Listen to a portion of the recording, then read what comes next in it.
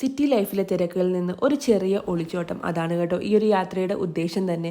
അതുപോലെ തന്നെ നമ്മളൊരു കുഞ്ഞു ഗ്രാമത്തിലേക്ക് എൻ്റർ ചെയ്തു. സിദ്ധാപുരം എന്നാണ് ഈ ഒരു ഗ്രാമത്തിൽ. ഒരുപാട് കൃഷികളും അതേപോലെ തന്നെ കുഞ്ഞു കുഞ്ഞു കടകളും കുഞ്ഞു കുഞ്ഞു പീടികകളും പിന്നെ കുറച്ച് നിഷ്കളങ്കരായ മനുഷ്യരുള്ള ഒരു കുഞ്ഞു ഗ്രാമം. അങ്ങനത്തെ സിദ്ധാപുരമൊക്കെ കഴിഞ്ഞ് നമ്മളിതാ ഗാർഡ് സെക്ഷനിലേക്ക് എൻ്റർ ചെയ്യാൻ കേട്ടോ.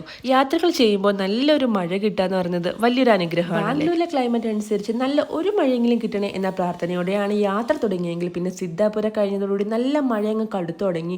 പിന്നെ പ്രാർത്ഥന എങ്ങനെയെങ്കിലും ഈ മഴ കുറച്ച് നേരത്തേക്കൊന്ന് നിൽക്കണേന്നായിരുന്നു കേട്ടോ. എന്താണെന്നല്ലേ, നമ്മളിതാ ഗാർഡ് സെക്ഷനിലേക്ക് എൻ്റർ ചെയ്യാണ്. ഈ ഒരു മഴ ഇങ്ങനെ തുടർന്ന് കഴിഞ്ഞാൽ നല്ല രീതിയിൽ കോട ഇറങ്ങും.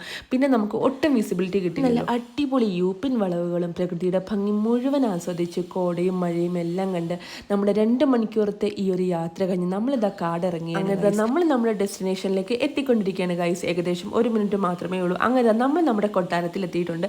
ഇതാണ് ഗൈസ് ബെൻസി പാലസ് റിസോർട്ട്. ഹൈവേയുടെ സൈഡിൽ തന്നെയുള്ള, എന്നാൽ നമ്മുടെ മുരുടേശ്വര അമ്പലത്തിനും തൊട്ടടുത്ത് തന്നെയുള്ള ഒരു അടിപൊളി റിസോർട്ടാണ് കേട്ടോ. നല്ല അഫോർഡബിൾ ആയിട്ടുള്ള റേറ്റിൽ കിട്ടുന്ന ഒരു അടിപൊളി റിസോർട്ടാണ്. അപ്പോൾ നമ്മൾ എന്താണെങ്കിലും കൊട്ടാരത്തിലേക്ക് എൻ്റർ ചെയ്തു. ഇനി ചെന്നിട്ട് നല്ല രീതിയിലൊന്ന് ഫ്രഷ് ആയതിനു ശേഷം ഫുഡ് കഴിക്കുക, കിടന്നൊരു ഉറക്കം. അതാണ് ഇന്നത്തെ മെയിൻ അജണ്ട എന്ന് പറയുന്നത്.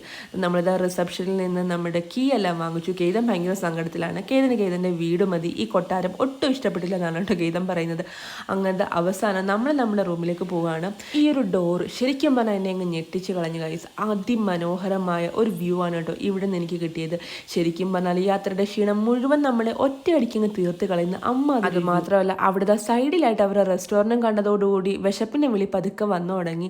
നമ്മളിതാ നല്ല കട നോക്കി നടന്നതാണ്, പക്ഷെ നമുക്ക് ലഞ്ച് കഴിക്കാൻ പറ്റിയില്ലായിരുന്നു. അതുകൊണ്ട് തന്നെ ഇന്ന് ലഞ്ചും ഡിന്നറും കൂടെ ഒന്നിച്ചാക്കാമെന്ന് വിചാരിച്ചു. അങ്ങനെ നമ്മൾ ഫ്രഷ് ആയതിനു ശേഷം നേരെ റെസ്റ്റോറൻറ്റിലേക്ക് വിട്ടു. എന്താണോ ഉള്ളത് അത് കഴിച്ചിട്ട് പോയി കിടന്ന് ഉറങ്ങാം. നാളെ മുതൽ കുറേ സ്ഥലങ്ങൾ എക്സ്പ്ലോർ ചെയ്യാനുള്ളതല്ലേ. അങ്ങനെ നമ്മൾ ഫുഡ് കഴിക്കാനെത്തി. പറയാതിരിക്കാൻ പറ്റില്ല, നല്ല കിടിലം വൈബ് വരുന്ന ഒരു അടിപൊളി റിസോർട്ടാണ് കേട്ടോ. എന്നാണെങ്കിൽ നമ്മൾക്ക് ഇതാ ഫുഡ് കഴിക്കാൻ നോക്കിയതോടുകൂടി ചേട്ടൻ്റെ മനസ്സിൽ ലെഡ് പൊട്ടി കേട്ടോ.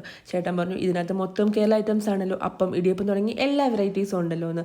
അങ്ങനെ ഓർഡർ ചെയ്യാൻ തുടങ്ങിയപ്പോൾ ഞാൻ പറഞ്ഞു ഇത് സ്ഥിരം ഹോട്ടലുകാരുടെ ഒരു പണിയാണ്, അവർ ചുമ്മാ കേരള ഐറ്റംസ് ഒക്കെ ഇതൊക്കെ പക്ഷെ ഒന്നും അവൈലബിൾ ആയിരിക്കില്ല എന്ന് പറഞ്ഞതുപോലെ തന്നെ ആകെ പാടുണ്ടായിരുന്നത് ബിരിയാണിയും ഫ്രൈഡ് റൈസ് ഒക്കെ ആയിരുന്നു കേട്ടോ.